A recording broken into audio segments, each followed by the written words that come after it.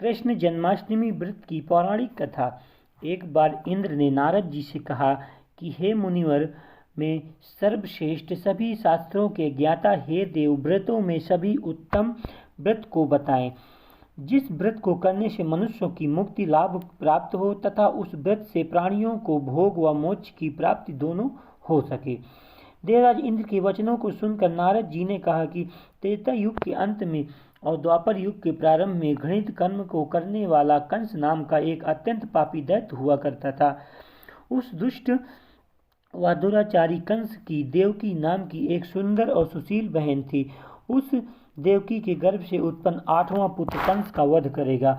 नारद जी की बातें सुनकर इंद्र ने कहा कि हे प्रभु, उस दुराचारी कंस की कथा का विस्तार पूर्वक वर्णन कीजिए। क्या देवकी के गर्भ से उत्पन्न 8वां पुत्र अपने मामा कंस की हत्या करेगा? यह संभव है? इंद्र की संदेह भरी बातें को सुनकर नारद जी ने कहा, अदिति पुत्र इंद्र, एक समय की बात है, उस दुष्ट कंस ने एक ज्योतिषी से पूछा कि मेरी मृत्यु किस प्रकार और किसके द्वारा होगी। ज्योतिषी बोले, हे दानवों के श्रेष्ठ कंस वासुदेव की पत्नी देवकी है और आपकी बहन है। उसी के गर्भ से उत्पन्न उसका 8वां पुत्र, जो कि शत्रुओं को पराजित कर इस संसार में कृष्ण के नाम से विख्यात होगा, वही एक समय सूर्योदय काल में आपका वध करेगा। ज्योतिषी की बातें सुनकर कंस ने कहा कि हे देव, आप ये बताएं कि देवकी का 8वां पुत्र किस मास में किस दिन मेरा वध करेगा। ज्योतिषी बोले, हे महाराज, माघ मास की शुक्ल पक्ष की तिथि को 16 कलाओं से पूर्ण श्री कृष्ण से आपका युद्ध होगा।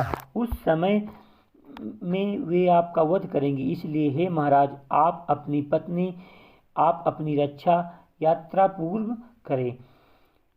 इतना बताते कि पश्चात नारद जी ने इंद्र से कहा कि ज्योतिषी के द्वारा बताए गए समय पर ही कंस की मृत्यु कृष्ण के हाथ निसंदेह होगी।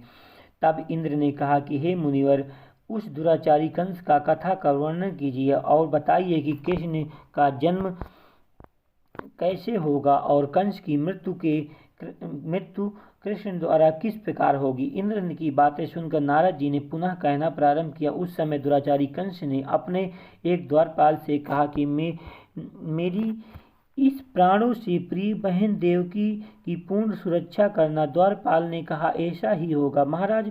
कंस के जाने के पश्चात उसकी छोटी बहन देवकी दुखित होते हुए जल लेने के लिए बहाने घड़ा लेकर तालाब पर गई। उस समय तालाब के किनारे एक वृक्ष के नीचे बैठकर देवकी रोने लगी। उस समय एक सुंदर स्त्री, जिसका नाम यशोदा था, उसने आकर देवकी के प्रिय वाणी में कहा, हे देवकी, इस प्रकार तुम क्यों विलाप कर रहे हो?